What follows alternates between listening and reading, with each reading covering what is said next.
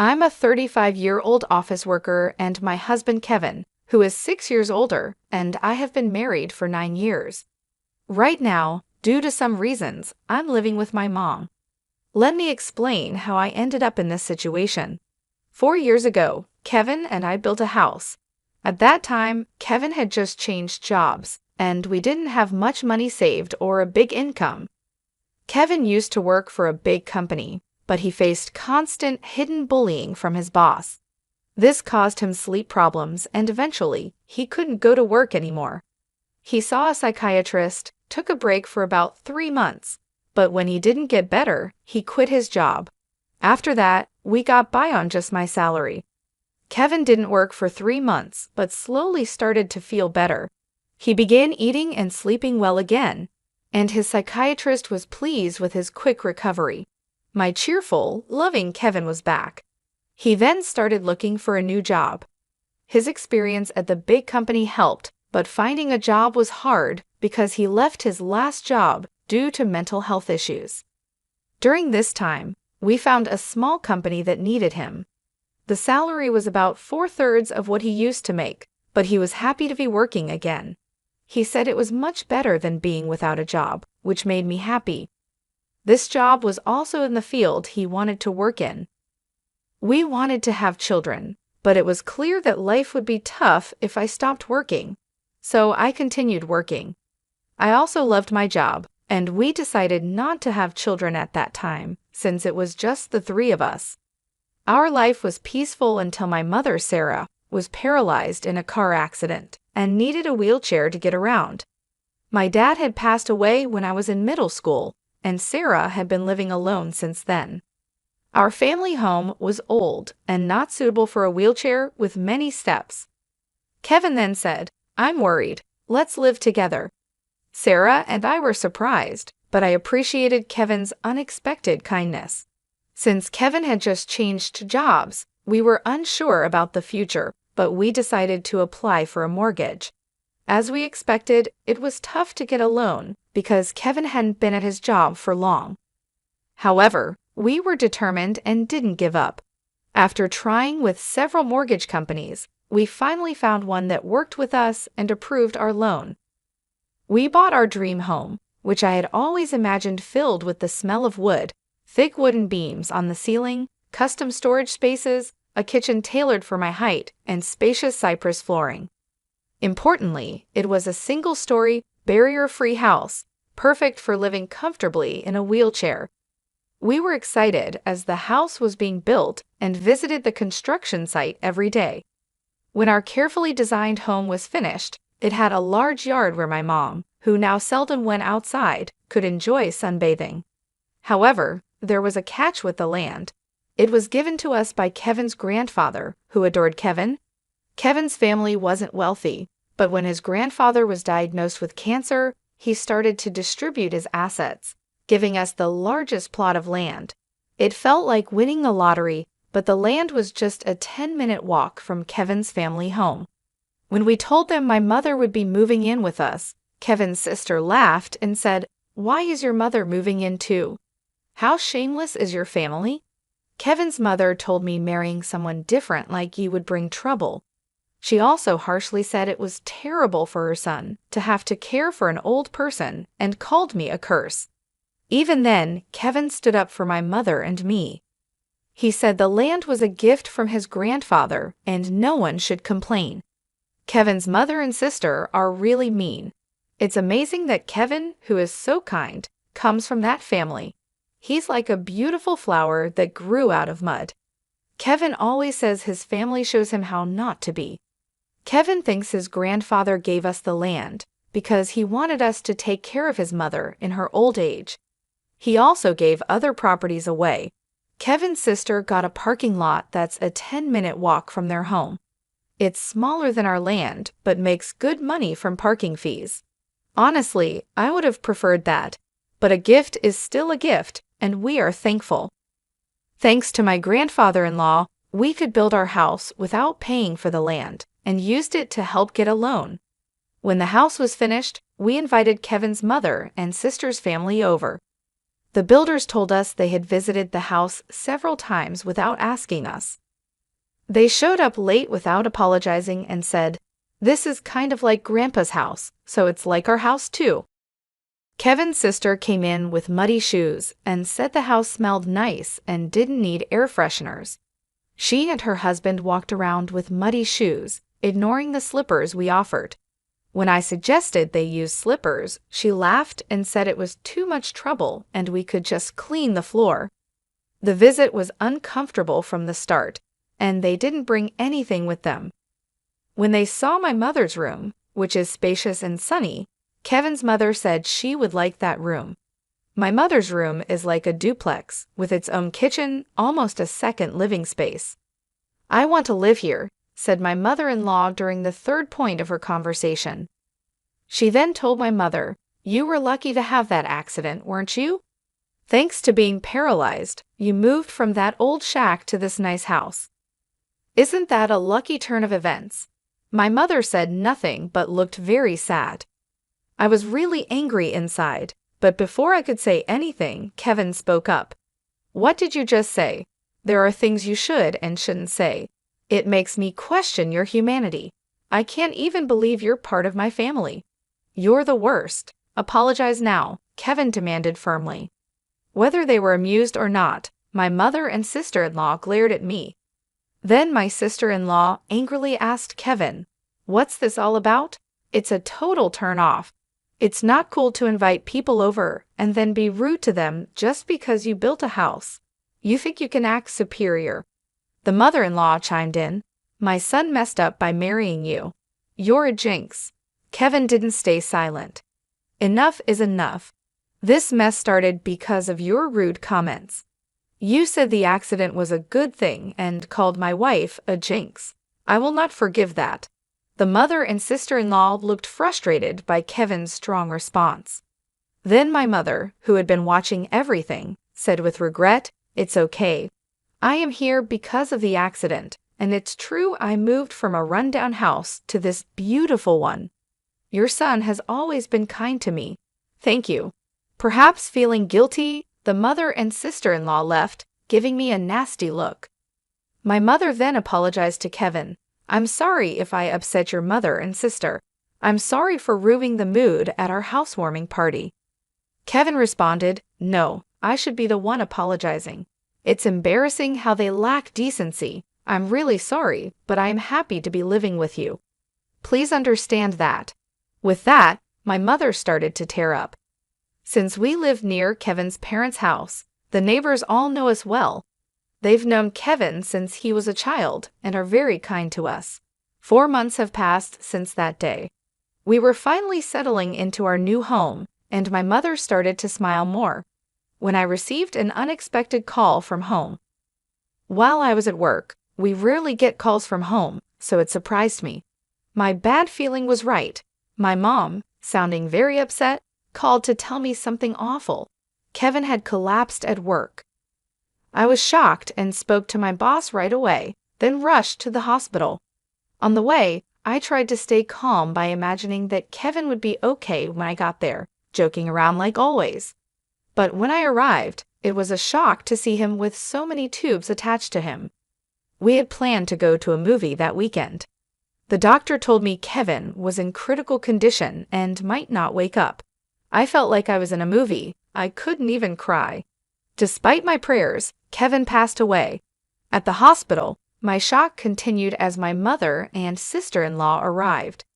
When they heard Kevin had died, my sister-in-law accused me harshly, asking if I had poisoned him or if I was after his life insurance. My mother-in-law also blamed me, saying bad things always happen around me and called me a jinx. I was too sad to respond. Then my own mother arrived in a caregiver's taxi, crying over Kevin's death, which finally made me cry too. We both sobbed loudly. My mother-in-law rudely told us to stop the fake crying. She said Kevin had changed because of me and that she didn't want to see us ever again. Then she left the hospital. A funeral director came to organize Kevin's funeral, and we went to the funeral home. Kevin had died from a brain hemorrhage, which was hard to believe since he was fine that morning. When I told my mother-in-law the funeral plans, she harshly said she wouldn't come because Kevin always sided with my mother and me. She said her daughter wouldn't come either. Many of Kevin's coworkers and friends came to the viewing, but neither my mother nor my sister-in-law and her husband were there. Many attended the funeral, and it was clear that Kevin was deeply loved. Many people cried for him. It was hard, but maybe this is just the kind of people his family were. I was happy to spend the whole day with those who truly missed my husband. After Kevin's death, I got an email from my mother-in-law, but it was inappropriate, so I didn't reply. She was asking about the life insurance money and kept emailing because I didn't respond. Eventually, she claimed she had a right to it. I chose to ignore it because I wasn't ready to deal with that. When we got home, I noticed a light on inside, which was odd. My mother, Sarah, was confused and thought we had turned off all the lights. I figured maybe I forgot because I was so upset.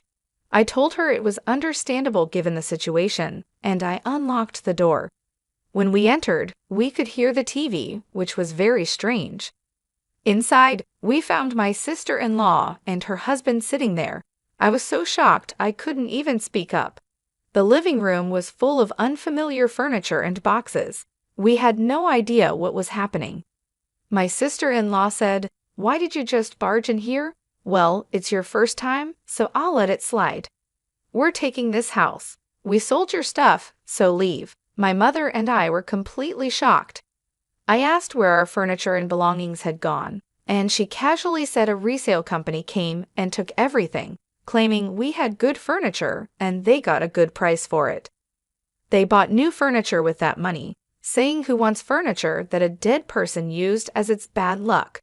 She added that she cared about such things, and our stuff was packed in boxes.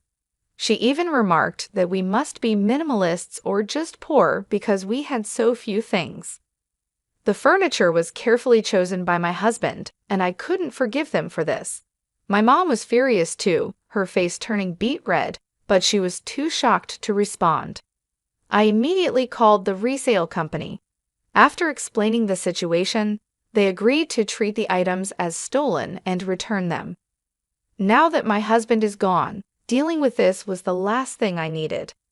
I don't want anything to do with his family, but I do want to stay in the house that's full of memories of him.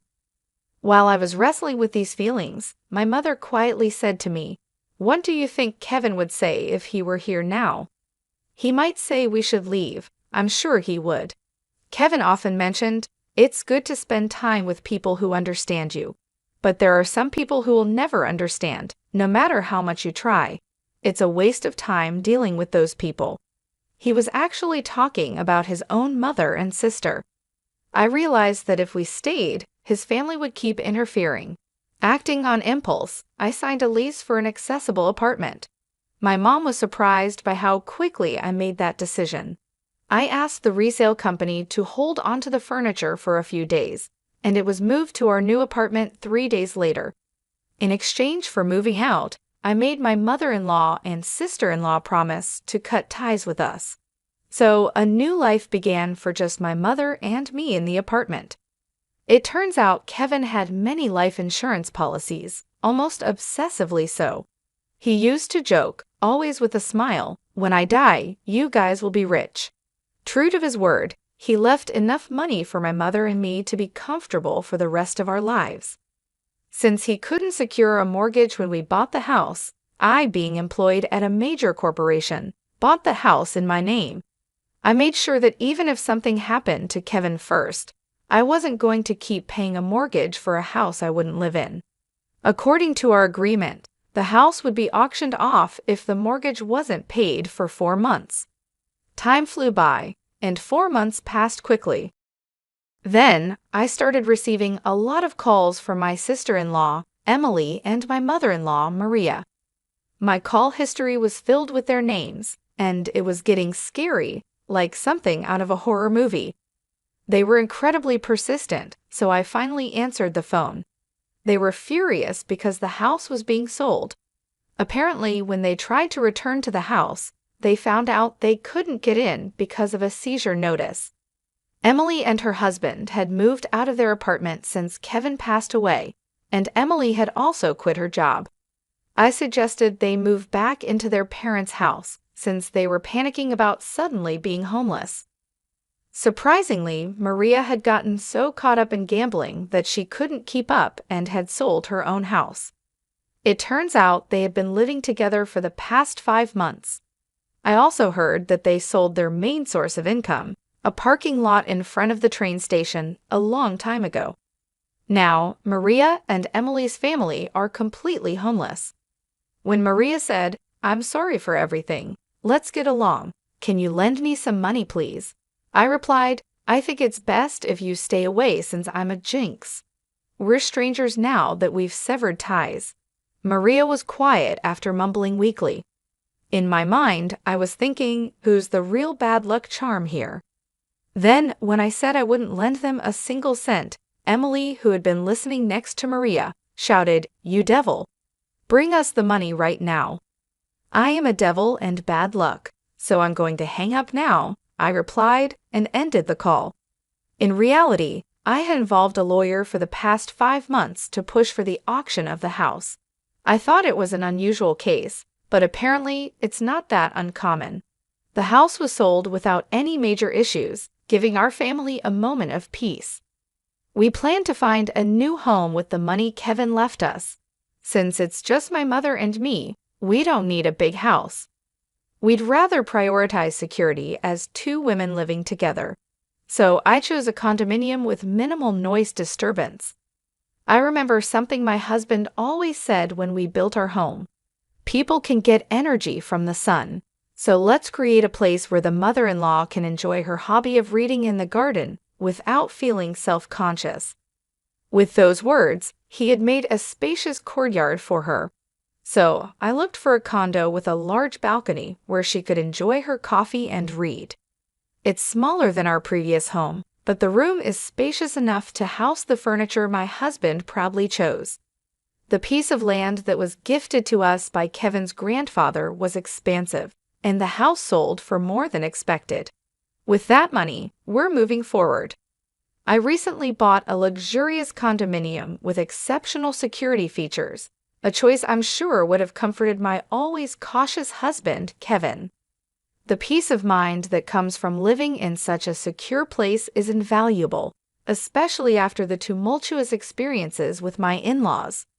Life has taken a dramatic turn since Kevin passed away. Amidst my grief, I've been dealing with the fallout from his family's actions, which, frankly, has been draining.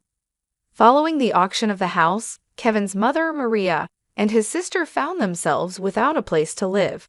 Despite their desperate attempts, including trying to borrow money from neighbors, they couldn't secure any financial assistance and ended up in public housing. Living in public housing, they continued their old habits, causing disturbances that have started to concern the community. For instance, they recently had a barbecue on their small balcony, an act that left many locals in disbelief given the limited space and safety concerns. Such thoughtlessness seems typical of them and reflects the disregard they've always shown for others' comfort. Moreover, their financial difficulties appear to have led to frequent loud arguments that disrupt the nightly peace, an auditory testament to their ongoing strife. My sister-in-law's husband has since left, leaving just her and Maria to fend for themselves. Their situation is a stark contrast to the quiet, stable life I now lead with my mother. We're both 2-person households, but while my home is a sanctuary, theirs is a source of constant conflict and unease. It's become so disruptive that neighbors are banding together, hoping to evict them to restore some semblance of peace. It's a harsh reminder that no matter where you go, being a nuisance can make you unwelcome. Reflecting on these events, I realize how the phrase, "what goes around comes around," rings true. My goal is to live quietly and peacefully, distanced from the embarrassing turmoil associated with my former family. I believe Kevin watches over us, perhaps with mixed feelings about the chaos his family continues to perpetuate in contrast to the tranquility he loved during his life. As I move forward, My focus is on living a life that causes no trouble to others. I want to honor Kevin's memory not just through words, but through actions. He always advocated for a life well lived, surrounded by people who bring joy and understanding. Despite the unfortunate family dynamics he left behind, I'm committed to building a life filled with positivity and peace. The decision to buy this condominium wasn't just about finding a new home, it was about creating a haven where my mother and I could feel safe and secure. The quiet, the order, and the absence of drama allow us to enjoy each other's company and focus on the things that truly matter. It's smaller than our previous house, but every corner of this new space is cherished, every moment of silence savored. I've learned a lot about resilience and moving forward. The memories of Kevin, filled with love and laughter, inspire me every day. They remind me of the importance of living authentically and compassionately, ensuring that his spirit of kindness is carried forward.